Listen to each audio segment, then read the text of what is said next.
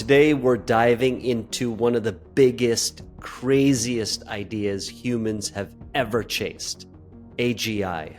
A capacity beyond our wildest dreams that we can unlock for humanity, a collective intelligence that is beyond our imagination and essentially solve for all of the world's problems. AI is now helping scientists crack the human genome.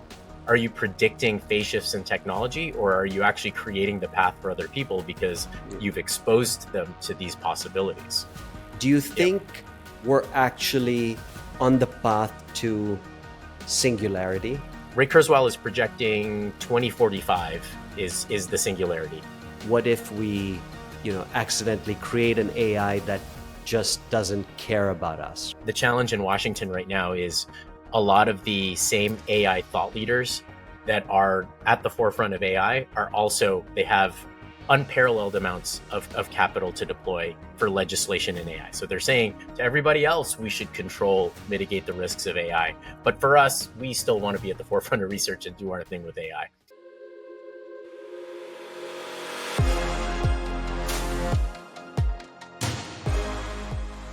All right, people. Today we're diving into one of the biggest, craziest ideas humans have ever chased: AGI, also known as artificial general intelligence. And yeah, we're going beyond that today into superintelligence. Okay, let me start off with an analogy of this superintelligence thing that we're going to be getting into. So imagine you're on a bike, right? Let's say you're on a bike, but this bike's got a twist. So you start on a bike, but halfway through the ride, the bike starts flying. That's where we are with AI right now. So we've been coasting along thinking we're just getting better bikes. And suddenly, boom, we're in the air. We're not even sure what this means yet, but we're moving at a speed and altitude that we've never experienced. And that's what superintelligence feels like. All right, Nikos, this is very much in your zone of obsession, expertise, something that you've been eating, breathing, and living. So take us through superintelligence. Yeah, man. I feel like I should start with a little bit more of a provocative premise. I mean, we did that in the last episode as well, but it's more around my experience and how I feel like things are culminating and crystallizing into kind of this supernova point for humanity. I feel like it's an all hands on deck moment. I feel like there's tumultuous sensitivity around this topic and around technology in general. I feel like, based on our previous discussion, and now again, somebody kind of that's been playing with these tools and is drawing comparisons, both in my own life and also more and more business leaders asking me, how do we enable ourselves? So looking at the philosophical, looking at the practical, looking at the tangible, and then looking at what is this all going to look like in a world of superintelligence, it's just mind blowing. And I speak with reverence today because of the fact, and I'm very grateful, obviously, with the experience that I have, and also planting the seed for something that I am launching within Dial In. It's another business unit that we have that's specific to AI and universal intelligence specifically. But it's an interesting discussion because superintelligence represents, one of the more profound endeavors in all of human history, starting with the conference in Dartmouth in 1956 with John McCarthy and Minsky and the forefathers of AI, that really asks one provocative question: is, what if we can create something that was as similar to humans, that we could have a capacity beyond our wildest dreams, that we can unlock for humanity, a collective intelligence that is beyond our imagination and essentially solve for all of the world's problems, which I am obviously very, very on board with. As you know, my version of the Don't Die credo is something that alludes to the positive, which is if we were to usher in human flourishing, what would 10,000 years of prosperity look like Mm. for all of humanity? And that's the space that I'm creating here, which is if superintelligence were to run our lives and we were to export our cognition to our mobile phones and just trust apps with algorithms, because that's what we're talking about here, right? Is you're essentially putting your faith in an algorithm because you're saying, hello, super intelligent algorithm or AI agent or Nikos's new avatar in 2035 or 45. I trust you better than I trust my mind. I trust the algorithm better than I trust myself. I trust you being able to see all of the data in my body, in my mind, in my environment, such that I don't even need to personalize anything because you know the best outcome for myself. You are my agent. You are my best self. You have my best interest at heart, right? And so that's the space that I want to create with this premise. But then we also want to be cognizant of all of the concerns, right? Because everybody has concerns. What does the future of work look like? Before we get Yeah. into the concerns, can we get a real solid definition? Because Mm-hmm.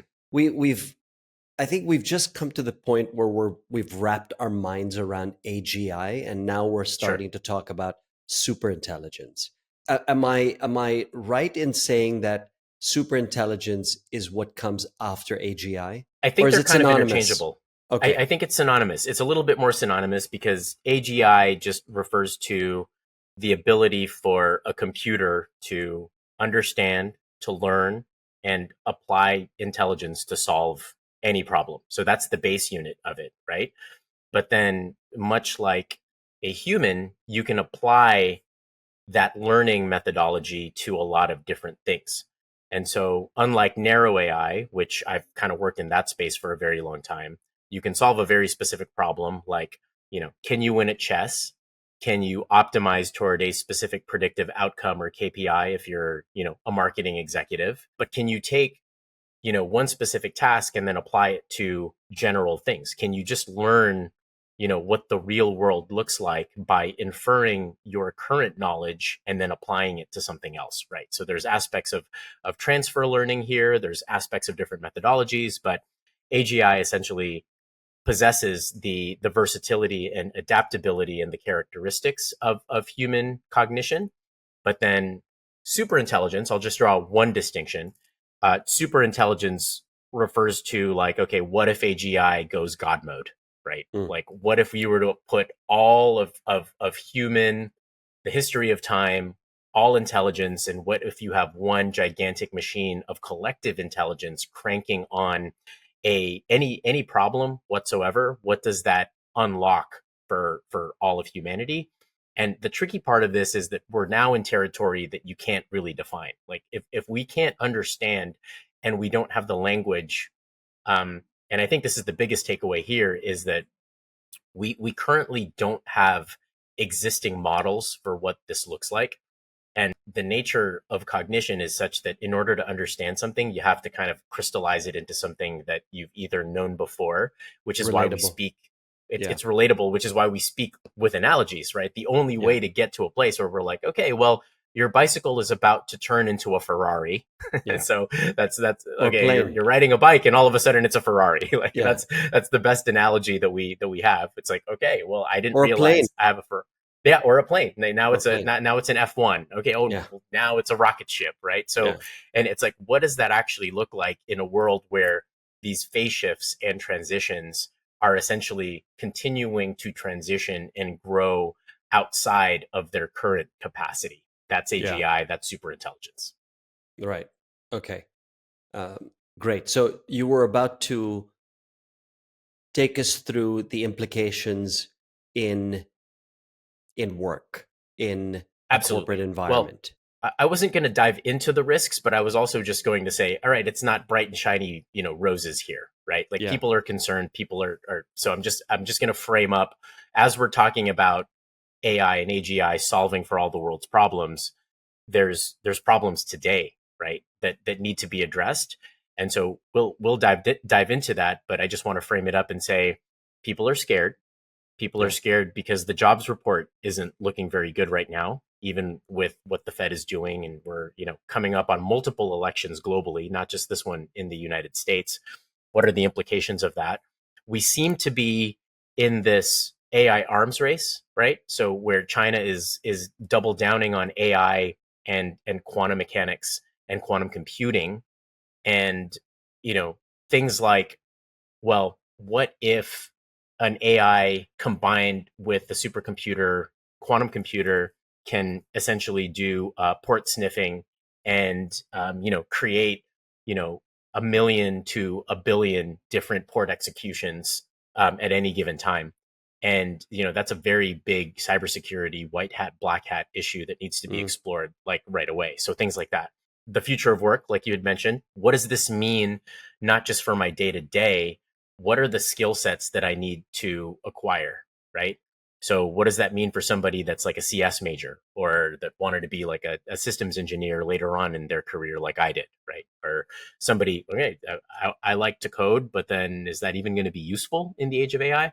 Or somebody that should be thinking about, deeper issues, back to Plato, Socrates, Aristotle, and the Greeks to Eastern philosophies about religion. Like, does that all of a sudden become useful in a world where super intelligence or AGI is now upon us? Those things of the mystical, those things of maybe somewhat of the what the Vedas had taught us. Do those things start to become useful as well in the Yeah. humanities? So setting the premise for we are about to enter a phase and an era of humanity where we're going to have a new set of problems while we're trying to solve for all of the problems. We're obviously creating new ones. And how do we best be prepared with the mindset where we could potentially be merging with our technology? And what is the unlock for humanity in a world where most things are going to be automated, and there's no way to measure this, but if we're going to lose 90% of our jobs, does it create 120% new unlock for new things that we can endeavor upon as individuals? Yeah.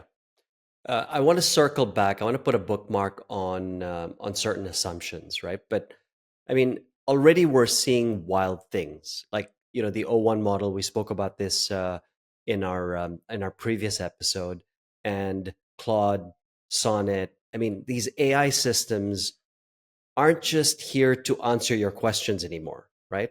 I mean, it can create art, write poetry, maybe even you know get into deep emotional relationships and connections. But seriously, this is where things really get insane, right? AI isn't just about making things faster and easier anymore.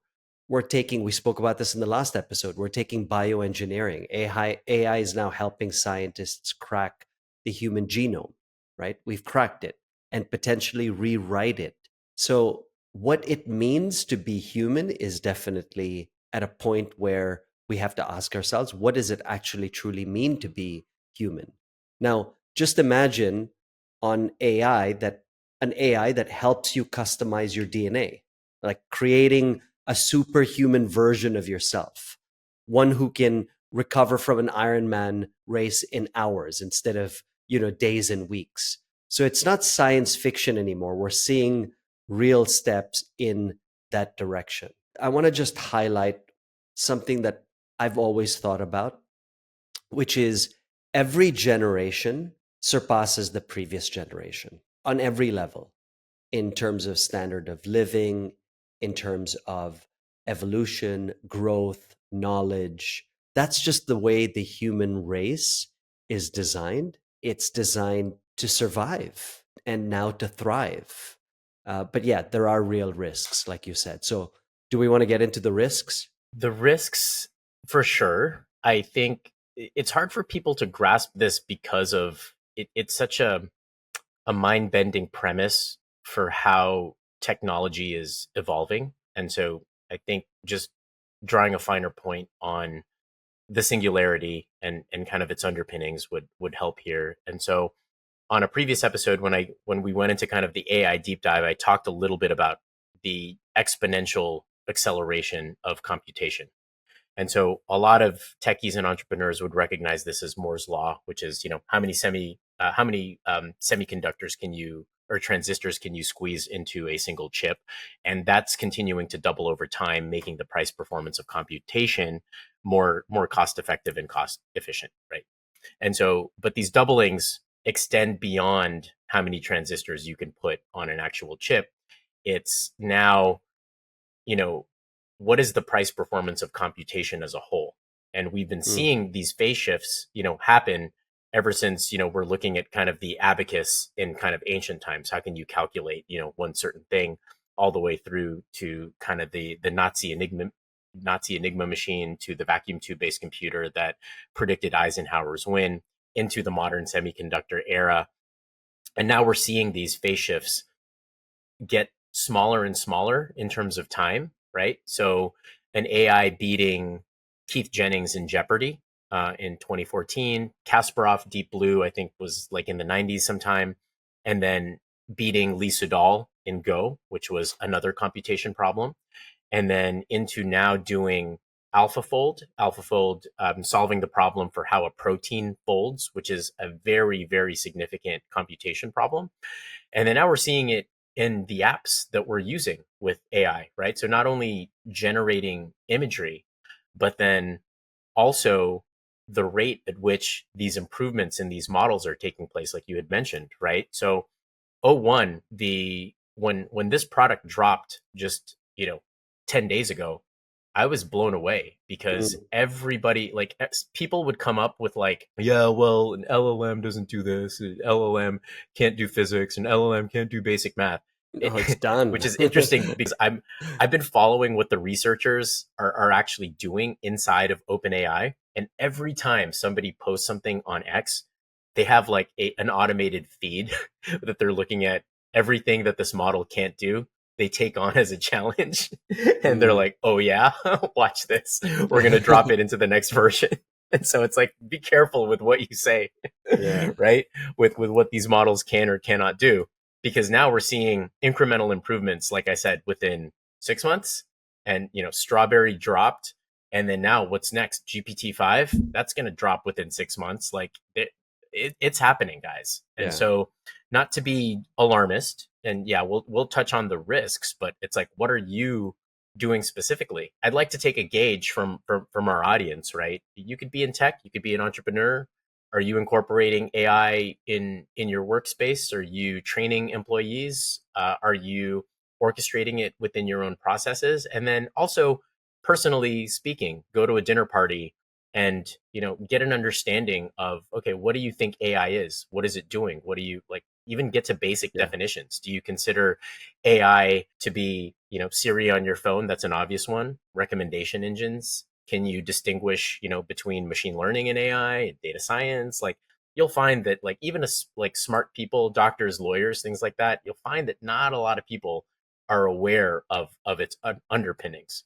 And Yeah. so we can dive into how to enable yourself in the age of AI, but that's kind of some of the finer points around accelerating returns and the exponential change that we're seeing within computation within our lifetime, and then now in small incremental improvements, these massive, massive gains that we're seeing.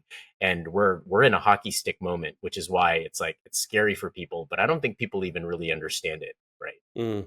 But I like what you said about, just drawing the distinctions. Basically, what you're saying is just get curious, right? Yeah, Ask yourself, like, what is AI to you, right? Because it's here. AGI is coming, but AI is here. And how do we actually prepare for something like this? I mean, it's not like we can predict every twist and turn on the road, totally. right? So what's your game plan? It's like, when you're getting ready for a race or an event. Maybe you're getting on stage. For me, it's triathlons, right? Yeah, And I don't even know yeah, the course yet. I mean, I can look at the course, right? There are maps for totally. it, but Yeah. you have to train for every condition: rain, heat, hills, because Hmm. you just don't know what's coming. So it's the same thing for AGI, right? You have to focus on the skills that won't go out of style, right? That's So right. what is Yeah. that? Creativity, Yeah, adaptability, totally. resilience. I That's mean, right. Yeah. these are your mental endurance tools, right? Yeah. Just like Yep. doing a race, you might think, okay, you have the perfect plan, but then halfway through the race, the wind shifts. Or if you're playing Hmm. golf, now the wind shifts. Now what do? Like you adjust, right? And Yeah, suddenly everything's different. So your that's right. ability to adapt on the fly will be the difference that will make all the difference. And that will be the difference between thriving or getting left behind. Yes. So similar to it, here's where I feel like the conversation is getting interesting, and also very interesting for us within Dial In as a company, is we're experiencing our first interesting pivot moment, right? Every startup has kind of like this pivot moment where they discover maybe it wasn't the first PMF, sorry, product market fit that you were thinking about, but then now transitioning into kind of like what it means. Because just to give people a reminder, we were looking at Dial In very, very broadly as like, okay, what if you were to create a media platform on top of a data platform that enables you to basically create building blocks out of your own data? You're protecting and holding and controlling your own data, but then you have a media experience on top of that. It's very much like a TikTok or an Instagram where you're managing content on the fly. So a content management system on top of a data platform. Great. Sounds great in passing until you get into all of the hairiness around, and we were doing this right when we were submitting to Apple too. It's like, well, do you have a content moderation system? What are your rules for content moderation? It's like, whoa, whoa, whoa, whoa, whoa. Now You're we're in being like asked this section by 230 your, by Apple, right? And so, yeah. and it's based on whether or not you're giving people access to full internet, and how are you moderating content? How are you managing when people put any kind of like hate speech or things like that? Do you have a content policy? Then we're like, whoa, we're in social media territory, which we don't want to be in, right? Because we're Mm. just a very, very like agnostic platform. And so we're tackling this in a much different way with universal intelligence. So we're asking a very different question. It's what happens with your data in a world where superintelligence is evident? What does that mean for you to personalize your experiences in a world of AI agents or an AI Mm. ecosystem? Do you even care about what's happening to your data? And do you want that provenance or data integrity or data sovereignty in there? Most people in the US don't. More people in Europe do. Not sure how people feel in Asia, but we have talked about it. Maybe they're somewhere in the middle, right? But the first pivot is, okay, well, let's pivot into being an education company about, okay, how are we creating AI innovation in the future about your own data, about data ethics, about training AI, or just being prepared in general. And the best fit for us was being more of an education company. And the value, especially the way that I've been thinking about it, is okay. And I asked you about courses. I planted the seed with you. It's like, okay, if we were to launch a course on AI, and I could take the 15 to 20 years of experience that I have in tech, yes, to everything that you had mentioned around agility, curiosity, the ability to adapt to certain situations, all the stuff that you teach and bring Being it more on human. around being more human, Yeah. resilience, to the more ethical standards, and asking kind of like the bigger questions. How would you consolidate that, like the 15, 20 years of experience, into just a very dialed in course of like, okay, you don't need to code, but you need to be technical enough to be dangerous. You don't need to know how to deploy a product from end to end, but you do need to manage a product diligently so you can interact with an AI agent in a way that it could build it for you on your behalf. You don't need to know from end to end what an ETL or data pipeline is, but you need to know how AI agents work, and you need to know what an API is, things like that, right? So, Yeah. how could you dial that in from a technical perspective? How can you be a business leader that's thinking of more broadly people that are insecure about the future of work? How do you start to automate more of these agents in a way where you're taking into account exponential change? How can you enable your employees to be more prepared? And how can you bake that in to current workflows, right? And it's like, and I'll start asking this. I started seeding this out with audiences around, okay, show of hands, how many people are using ChatGPT? Okay, keep your hands up if you're using And ChatGPT how many were for on just fun. average? Like, what do you get? 60%. So Okay. 60% are using ChatGPT. Keep your hands up if you're using it mostly for fun. Keep your hands up if you're using it more than search. Hands are starting to go down. So now 40%. Keep your hands up if you're starting to use it to do bug squashing with code and debugging. hands start to go down. Keep your hands up if you're using Chat GPT, and then I do a progression all the way up to keep your hands up if you are using Chat GPT as your personal thought partner, your personal agent, your personal everything, getting started with projects.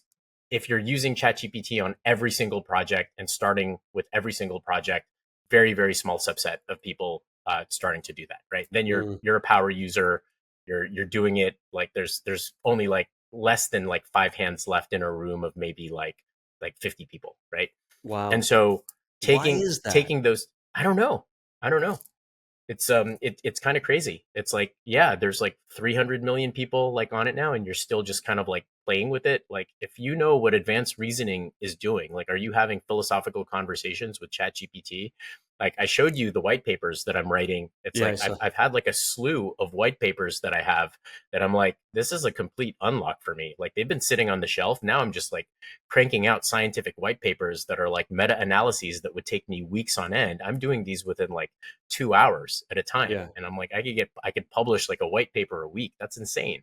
So things like that. And that's going to graduate into building apps. So yeah, that's just a snapshot of kind of what I have in mind. I'm not going to, pull back the curtain too much on what's going to drop, but it's like, what is the highest value thing that you can do in this world of super intelligence? It's a combination of those things, right? Understand the product, technical enough to be dangerous, agility, and then the ethical and moral considerations that kind of broaden the aperture into what I'm calling a practice of digital humanity.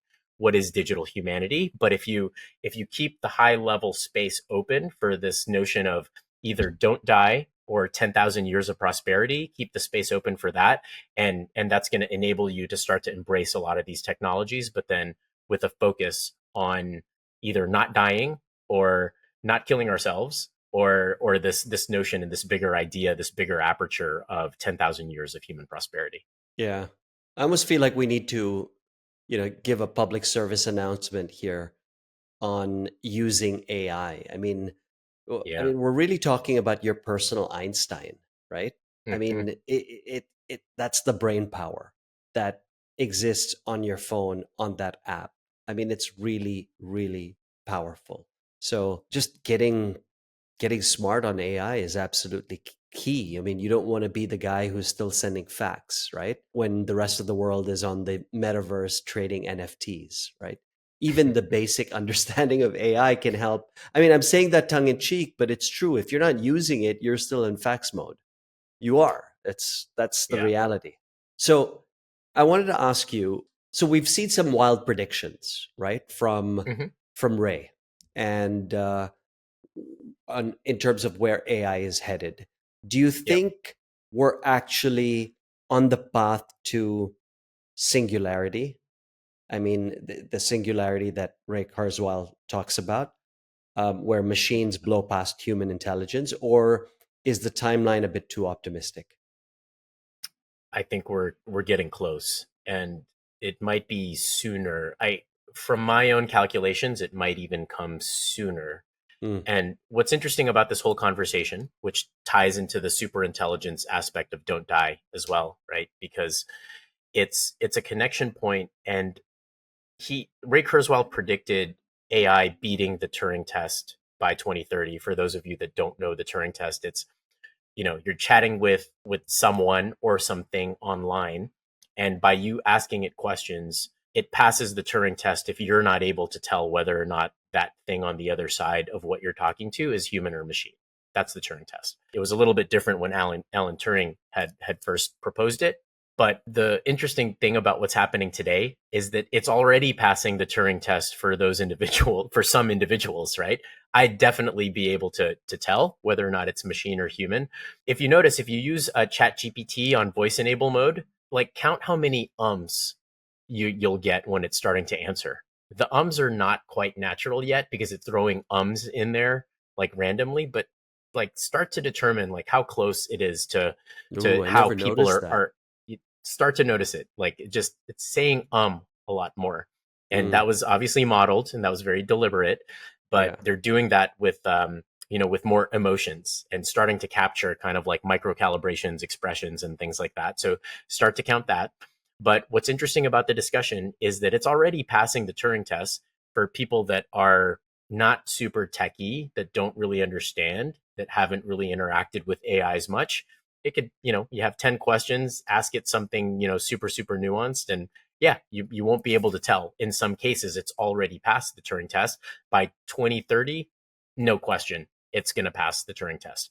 Mm, Ray Kurzweil is projecting 2045 is the singularity. yeah. And to be a little bit more cognizant about understanding what the singularity is, it's borrowing from physics what it means to enter and go inside of a black hole. Because when we go inside of a black hole, the whole universe collapses and expands at the same time. You don't actually know what happens, which is why it's kind of like this omega point, right? And you Mm, don't know what happens when you enter a black hole, but it's borrowing from physics in that you don't know what happens when we enter the age of superintelligence at the same time, because we will essentially transcend our own biology. We'll be able to do all of these things like nanobots entering our blood cells, be able to do like diagnoses. And then with things like Neuralink plus nanotechnology, we'll be able to cure disease, or maybe it'll go right to the path of intervention in your own body where you've had degenerative disorders, and it'll be able to fix your kidneys in real time. yeah. Or for people with sickle cell or don't have enough white blood cells, it'll be able to obviate that and alleviate some things, to the more like typical things. Oh yeah, I'm experiencing knee pain and things like that. The nanobots will be able to just direct itself based on computation, based Because on data. because AI Yeah, has now surpassed human intelligence.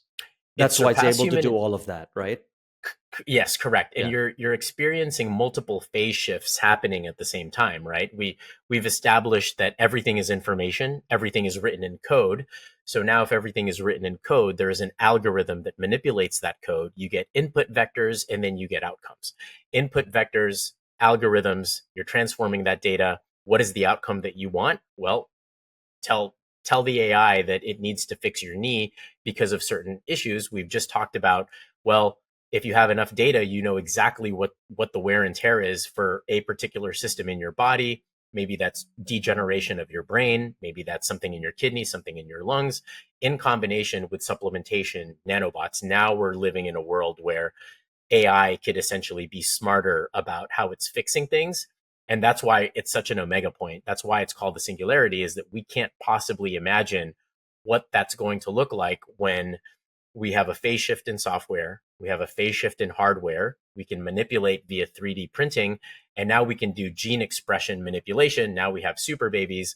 That's why it's getting weird really, really fast. Mm, And that's why it's called the singularity, is because we don't fundamentally really know what that's happening. So I'd say Ray Kurzweil has been right kind of this entire time.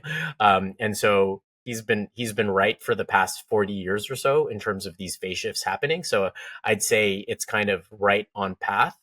But what's also interesting, and I'll turn this to you, because it's like, is he predicting or is he creating the path? Right? Do our predictions enable the creation of these things? Because are you are you predicting phase shifts in technology, or are you actually creating the path for other people because mm. you've exposed them to these possibilities? Right? Yeah. I mean, So you've just cracked open the imagination, right? Or you've yeah. expanded the human imagination. So Hmm. um, I think it's definitely the former. I think you're creating it by being able to imagine it, because Hmm. now the collective consciousness knows what's possible. So they Yep. start moving in that direction. But I want to just circle back to super babies. Okay, this is really interesting. So, so let's get into this futuristic stuff, right? So, what's your take on genetic selection? Basically, Yeah. when you talk about super babies, it's basically what you're saying is you're able to a parent or a future parent. Uh, will be able to select genetics, right? That's the idea of a super baby, right? So are we stepping into, I mean, this is going to get like ethically it's very Gattaca. murky, right? Yeah, Gattaca is we're the in movie Gattaca. that you're Yeah. referring Yeah. to. Yeah. Okay. Um, or is this just the next evolution of human potential? I'll start with the baseline because this one is very real for it's coming up more and more actually. Like, if you took that genetic test, and in addition, if you're a forthcoming parent, and after your first ultrasound, you can take a genetic test, and you get feedback on that genetic test as part of the test results. You get to see, because now there's better data on the zygote and the actual fetus of the baby, where you have kind of like a full blown blueprint of what DNA is going to have based on what you and your partner have essentially provided. And so, yeah, sure, you know the sex of the baby, great. But what if the results came back and said, sorry, bad news. We've just learned that your baby is 5 times more likely to be autistic, and that's already when you already have that genome. What if Yeah. you can anticipate? Okay, let's take it to the next level, right? Okay, so as a parent, that's concerning. Like, there's very limited things that you can do even after that point of conception. But what if you can say, all right, well, let's go even deeper than that. Before before the sperm meets the egg, you have a genetic makeup, you have DNA sequencing. And what if this right combination we can pre-select, like you had mentioned, and say, well, both parents, because of the gene expression of how you guys are kind of, combining these two families of genes, um, your baby is still, you've reduced the probability of the kid being autistic from 8 times to 3, but that's still relatively high. Can we just cherry pick that out and just say we would rather have a 0 probability for our Just kid to clip be it. autistic? Clip it, Just clip it. basically. Just just clip just it. clip it, Yeah. and let's Yeah. just let's just toss that away. So Yeah. so what we're Edit learning is and the clip. creative, the edit. The creative process is removing imperfection, right? Yeah. And so now the suggestion of that, and I take that very, very slim building block, because that's where we're at. We're at a place where you could clip something that is an imperfection in the gene expression and the gene combination and composition, such that you can create, okay, I'm thankful with just having a normal baby. Okay, great. Everybody's doing this. And now Yeah. let's say the cost of that comes from $10,000 to $5,000 to $1,000. I'm making everybody aware that this stuff is getting more accessible, right? We used to not have access to studio equipment and mics, right? How much cheaper has that gotten, like, over the past like 20 years? Only studios could do this type of stuff that everybody's doing. You're seeing it right before your very eyes, and people aren't like noticing it. What's next? Yes, I would just like to have a normal baby, but okay, well, all babies are going to be normal. And Yeah. so what does that mean? Like, I want That's an the edge. baseline. Yeah, like maybe I want my baby to be, I want them to play basketball and live out the dreams that I never had as Michael Jordan. And Yeah. so we're now living in a world where that's becoming possible. So not just removing imperfections, but now living in a world where we can manipulate genes to strengths and capabilities that we've never known possible. Yeah, but what does that do to the gap? Because now, Yeah, like we talk about equality, and obviously yeah, that's going to come at a cost, right? for sure. And so you're going to have people that are going to be able to, who are in a position to, genetically modify their offspring. But Hmm. then you're going to have people who are not. And Yeah. and so where's the edge going to shift, right? Where are the advantages actually going to move toward? I mean, yeah, I mean, buckle up. I mean, super babies. Yeah, I mean, I said it. Super babies. That's what we're Yeah. talking about. Designing future kids. I mean, custom builds essentially, right? I mean, you're Custom builds. Yeah. optimizing health. You're optimizing intelligence before they're even born. It's Hmm. wild. And Yeah, there are I would say companies this already one. doing this, right? Oh yeah. The Oh yeah, yeah, genetic absolutely. selection and That's right. optimization piece that you mentioned. That's right. Yeah, Yeah. yeah. So that one, that's No, been the I case. was And just going to say now you yeah, may be thinking that's kind of creepy, right? And yeah. yeah, it opens a whole can of ethical worms. But let's get real. If you had the chance to give your kid the best possible shot at health, okay? Let's leave the intelligence and, every other edge of life, right? Or in life. But let's just talk about health. Wouldn't you do that? Like we would all do that as Aren't parents. we already doing it?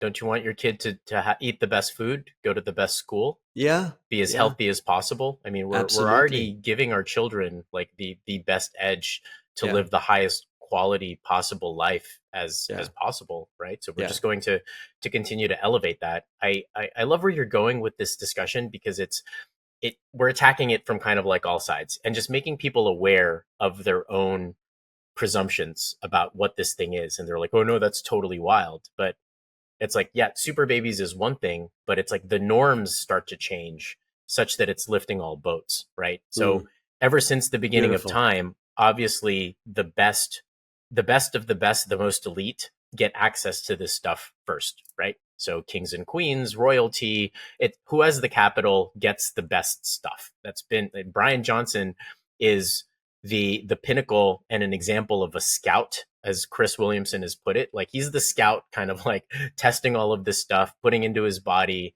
guinea pigging all of this stuff for us so that it could serve humanity. He's a pioneer, right? Absolutely. And with that, He's a things that have gift. been He's a gift. it's that's right. That's right. He's a And gift. the things that Like have him or been hate him, complete, he's a gift. Sorry. he's a gift because he's Yeah. testing things on our behalf. And Yeah. things that have been completely normalized: vaccines, penicillin, antibiotics, clean tap water. Um, genome sequencing is a little bit early, but as pertinent as ever because of what we've been talking about today. But the things that we just take for granted, right? Like, who still gets, smallpox, things like that. Oh, you catch an infection, a little bit of penicillin and antibiotics, things like that we just did not have access to. Very, very simple things that save billions and billions of lives that only the rich had access to before, right? Yeah. And so that's what I mean by raising all boats, is that, yeah, just the norm. Let's remove some imperfections. If you know that your child was going to be, one finger or toe short, you'd want to correct that in some way, right? To meet the norm, to meet that standard deviation. And so I would argue that, even though it seems kind of like really out of the box and really out there, we've been doing this since the beginning of time. Yeah. Yeah, you're right. And here's the thing, right? I mean, everyone's out there predicting the future. Like, they've got some everyone's crystal balling. And you hear people talking about, AI, super babies, don't die, like they've already seen the movie, right? And, AI will do this, AI will do that. But we need to stay humble, right? Because we're probably as clueless as the cavemen were, or a caveman staring at a space shuttle would be. We can't predict all of the shifts AI will bring. I mean, think about this. In 2005, did anyone predict that social media would completely rewire how we interact with the world? No one predicted that. I mean, the same way nobody saw smartphones changing the way we live. That's right. I mean, not just a call or text, but they run our businesses, right? They track our health. Mm-hmm. They help us fall in love, by swiping left or right. AI is going to be the same, the same deal, but bigger. So before we get cocky, thinking we've got it all figured out, right? Let's admit we don't have the full picture yet. No. And but it is here and it is coming, and we need to be aware, and these conversations are really important, just at the minimum, because you want to stay informed. You want to know what's happening in this space. So educating yourself is absolutely key. I just feel like we're full of PSAs today. I love that. And here's a good one. We're full of PSAs and thought experiments, and Yeah. this is why we're here. Is the notion of emergence now? Is it like, okay, well, what is that new thing? Like, what emerges from Yeah. kind of growing out of our shell, right? Like, we're cocooning, right? So what is the metamorphosis that takes place? And so the thought experiment that I love about all of this is, yeah, to your point, we don't know what's going to happen. We're enabled with a lot of these tools, and what is ultimately the unlock that we're going to get from it. But we're very limited with our capacities right now. But the question is, if we were, again, we go back to this thought experiment. If we were looking at ourselves 200 years from now, what what is the big aha of today that's going to get us there. And you mentioned a couple of them. Many years from now, it could be the iPhone. It could be Yeah. the internet was actually what gave us collective intelligence and gave birth to super intelligence. We just don't know yet, right? And Yeah. so the thought experiment for every person then is, okay, what can I do in my life that just elevates my awareness just a little bit more? Is it Absolutely. understanding what's going on under the hood?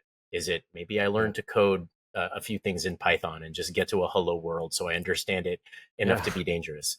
Is it just let me understand what these things are actually doing? And here's another good one: is at what point, and I'll even broaden this even more. At what point did we start just trusting tap water? Like, at what Mm. point did we start trusting the doctor saying, "Hey, if you take this, you'll probably get better"? At what point? Like, those are all algorithms, right? And so I'm broadening algorithms for like a model for of representation for something that exists in the physical world that you know to be true.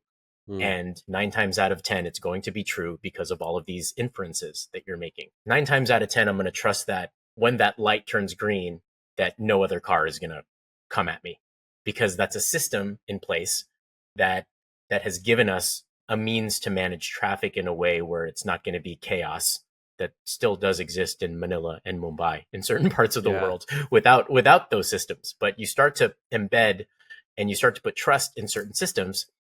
At what point do you trust algorithms, right? So that's a better question. Is it like, okay, I trust that Netflix recommendations are getting better. Oh yeah, sure. You know that I like action films, or you know that I like rom-coms. Here are the top 5 recommendations for you. At what point do you start trusting that with your DNA testing? At what point do you start trusting that with gene expression that we've, talked about before? At what point do you trust that you don't trust your own mind, and that you start to embed trust in an algorithm that just has better data than you, that just has way more access to all of these different things? And I'm not saying trust it completely. I'm saying know when you're trusting something, anything, any system, and the efficacy of that system. Maybe it's a professional, maybe it's a thought leader, maybe it's a friend that's speaking knowledge, maybe it's the two people on this show. But don't Mm. trust us. Do your own research, obviously. But yeah, at what point do you trust algorithms is the Yeah. question. That's the thought But experiment. ask yourself the question. I love Yeah, that. Yeah, yeah, excellent. And I think, that dovetails into another PSA, which is, I think the reason we're, we keep driving down this whole idea of, what you just laid out, which is at what point, right? That's such a great question. Because we don't want people to get left behind, right? Especially if you're listening to this show, right?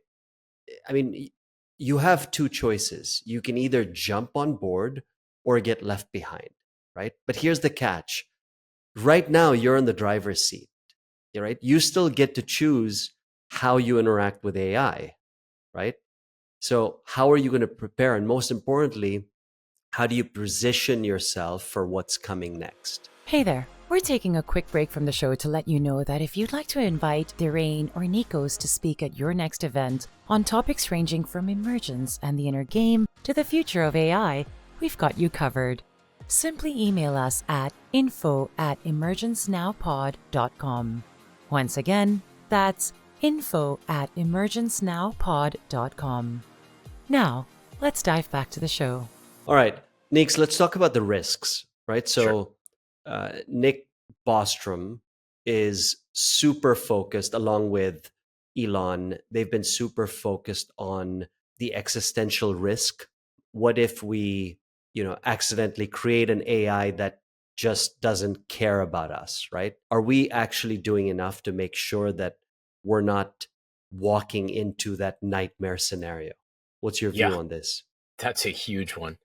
That's probably the biggest one. And the reason why I like that you went there is because when you're looking at AI risks, you don't, at least my experience is that you want to go as far upstream as possible, so that all of the derivative symptoms, you're not curing just the symptoms, you're curing the entire disease, right? Mm. And so you want to get to the root cause of all of these things. So everything around, is the AI going to get out of control? Are we misrepresenting truth in some way? Are we giving the AI bad data? Are we not aligning it with human goals and incentives such that we are not going from peace to prosperity, but we're moving toward war? Is an AI agent going to be unleashed and take control over like nuclear weapons? And like, think of every like bad dystopian scenario like in mind Yeah. and say, okay, what is the thing that is furthest upstream from all of those things that you can prevent all of those things from happening? Well, Mm.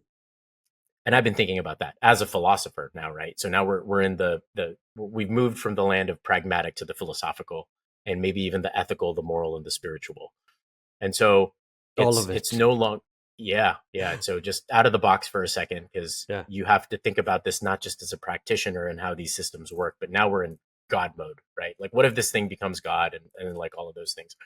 And this is where the humanities plays a key role, right? Now we need to go back to the scriptures and like the old books of wisdom, because it goes back to being human, like you had mentioned. So it's not just about creating meaningful work and keeping our work meaningful, like we had explored in a previous episode, but it's also integrity. And here's the reason why I'm focusing on integrity, because integrity, I truth love is a that. subcomponent of integrity.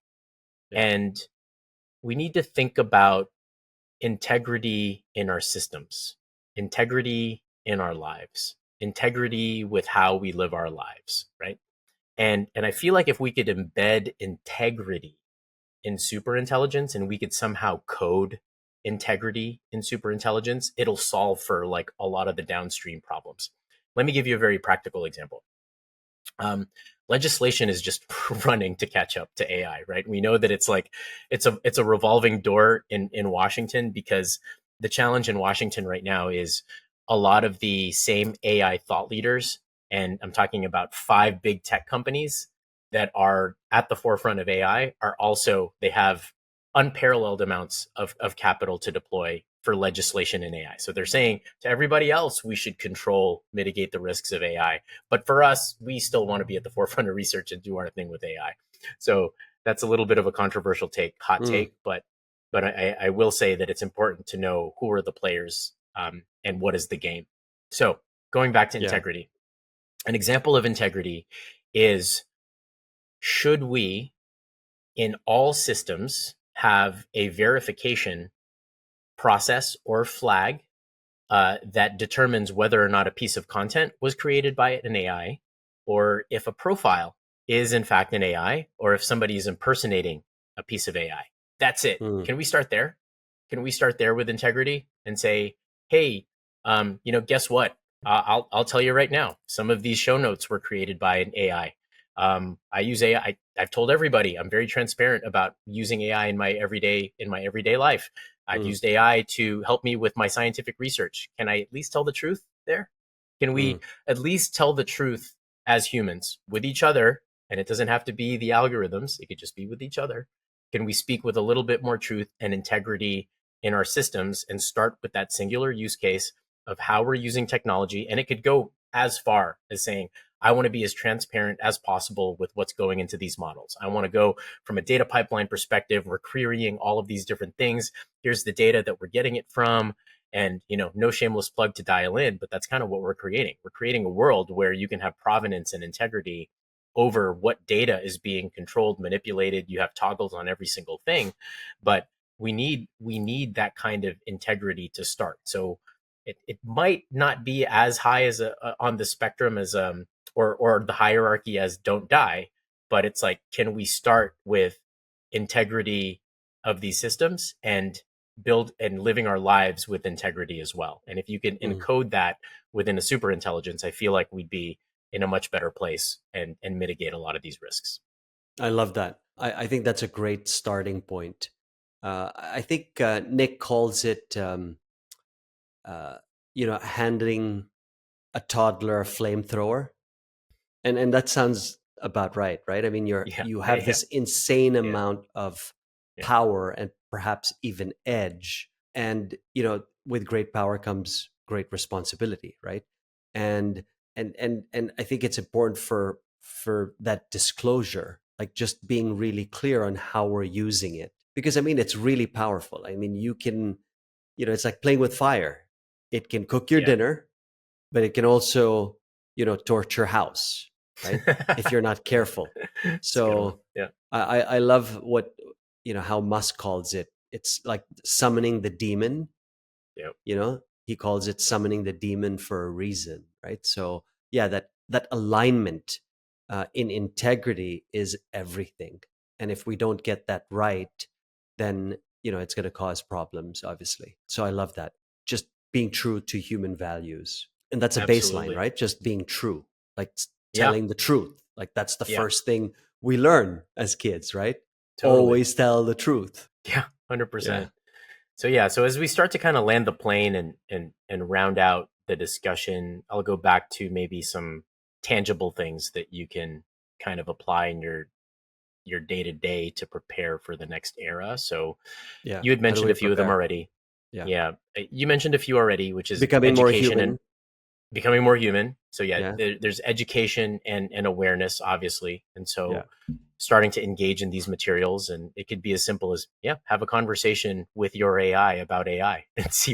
see what it comes out with, and just informing yourself about AI. You don't have Yeah. to know the difference between like the models and logistic regression and SVM and support vector machines and vectorization and all of that stuff, but you do need somewhat of a basic understanding in STEM education, right? A lot of Mm. these things are linear algebra, which a lot of you may not be interested in, but just know enough to be dangerous. Like I'd mentioned before, I still encourage, even in a world where you don't need to code anymore, understanding code enough for how it works at the solution architecture level, not the code CLI command line interface level, but just enough for how the architecture works in like a tech stack, for instance, and just Yeah. okay, how does an AI stack just actually work? So basic computer science, right?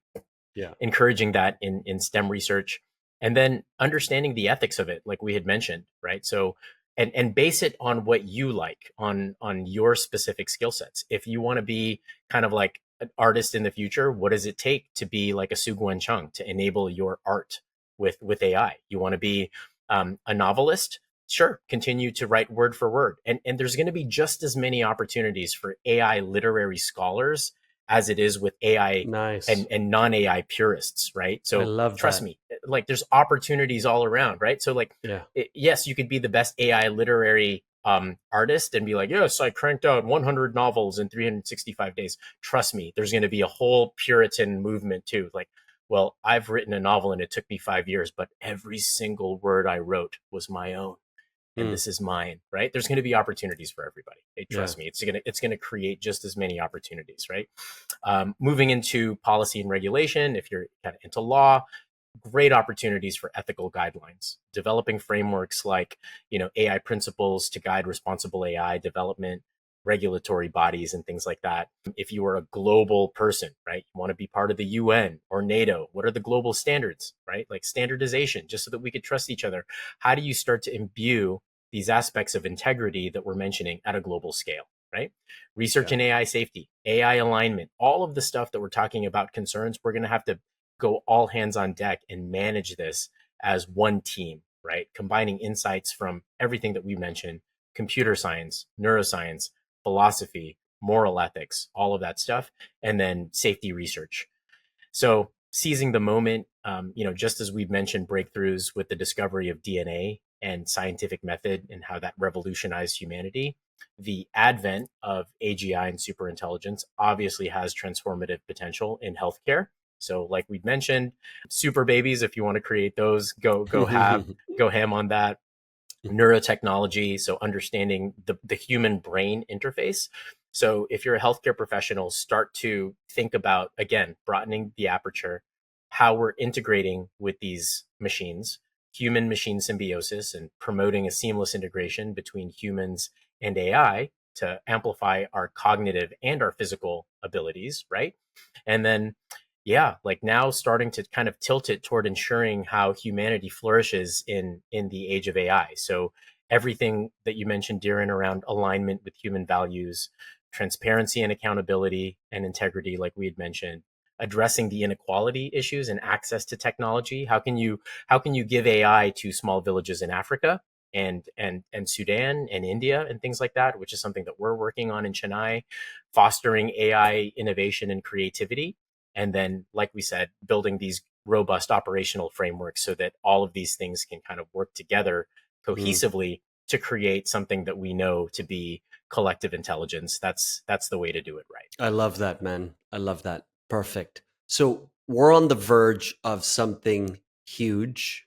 I feel like I sound like Donald Trump. It's going to be huge. It is huge. It's going to be huge. It's going to be huge. It's big, very, very big. It's big, very big. The large. biggest you've ever seen. The biggest. So bigger than China. It's bigger than China. Yeah, I like that. So we're on the verge of something huge. AGI will be smarter than all of us combined, right? There's no doubt about that. And it's like inventing fire. I mean, it can cook your dinner, but like I said, it could torch your house down, right? So we've got to really think big and act fast. And more importantly, make sure we don't accidentally make mistakes along the way of, that really go against human values, right? So like what you said, Nikos, about just being really clear, like that's the starting point. What are we using it for? Just being open. I think it's key. But if we play our cards right, we could create a future where AI isn't just about running the show, or AI isn't just running the show, it's actually making us better. And it's not really AI versus humans, right? There's that debate that's been going on. It's AI with humans. So that's a wrap for today. Take some time, reflect on how you're getting ready for this AI-driven future. Because trust us, just because superintelligence is coming doesn't mean that you can't skip on working on your own intelligence. So we'll catch you in the next episode. Thank you for tuning in to Emergence Now, where we explore the emerging trends, technologies, and ideas that are shaping our world today for you to discover yourself. We hope you enjoyed this episode and gained valuable insights that you can apply in your own life. If you want to stay up to date with our latest episodes, be sure to subscribe to our podcast on your favorite platform. And don't forget to follow us on social media, where we share additional content, engage with our community, and keep the conversation going. Thanks again for listening to Emergence Now, and we hope you'll join us for the next episode.